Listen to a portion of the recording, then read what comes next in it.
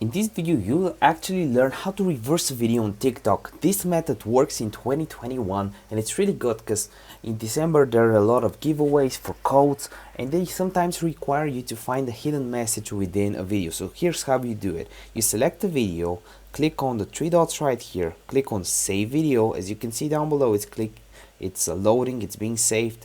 Then you want to go on Google and type in reverse a video and find this website, easygift.com. You click on it and you click on this option, choose file. We'll click on the option, click on photo library, select the video we just did, click on choose, and then click this button, upload video.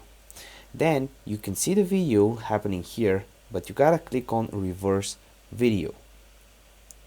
When it's reversed, you see it here and you can just download it and do whatever you want with it.